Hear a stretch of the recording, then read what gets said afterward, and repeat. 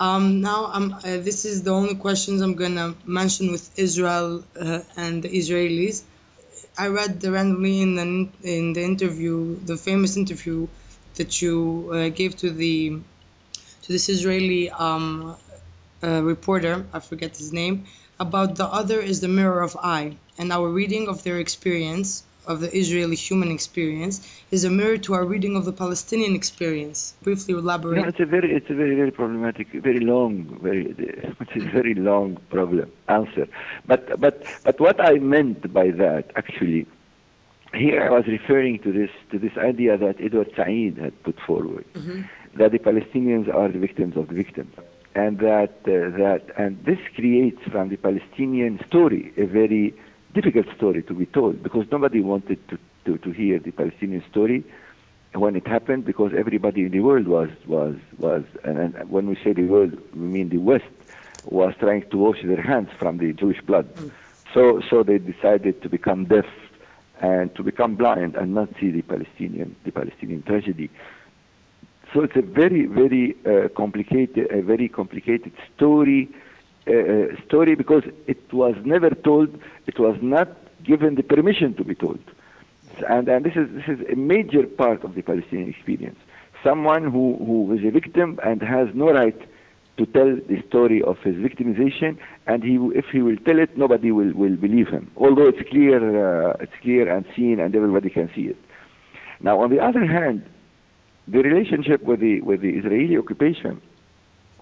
First, we have to use the real term. It's Israeli occupation. It's not something else. It's occupation by all means.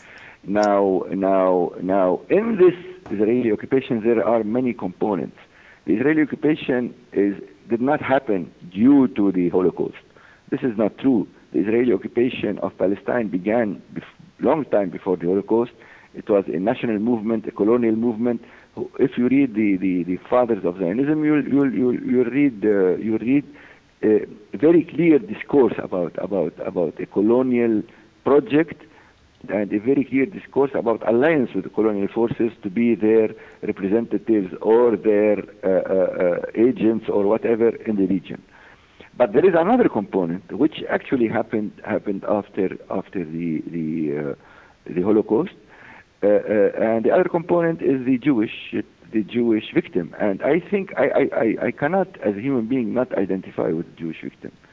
So mirroring us.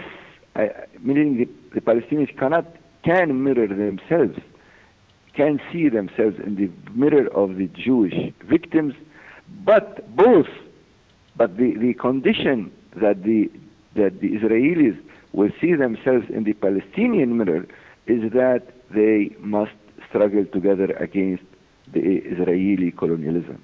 I don't know if I made it clear. Very crystal clear. Very crystal clear. And my last question, how do you feel that if the Lebanese and the Syrians and the Jordanians and the Egyptians, like the rest of the Arab people, view the Palestinian experience? Do you see that they feel that it concerns them? Like how do they live through this? I think contrary to what everybody now, which is saying, I think the Palestinian issue is the major issue in the Arab Mashriq, at least, and I think that any moment we have democracy in these countries, you'll find out that everybody will participate in the Palestinian struggle. Actually, these regimes. The Arab regimes are so frightened from this possibility of a linked struggle between the Palestinians and their own peoples for democracy and for the liberation of Palestine that they put the Palestinians in such a bad and terrifying oppression and putting them in ghettos. Just take the example of Lebanon. And not speak about Syria, because all of Syria is, there is no, when we speak about Syria, and someone will come and tell you the Palestinians have the same right as the Syrians, which is true, but the Syrians have no rights.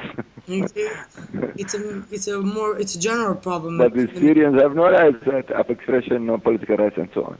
So they are putting the Palestinians in such a bad condition because they know that in any democratic situation, the Arab peoples will find themselves not in solidarity with the Palestinians, but part of the Palestinian struggle.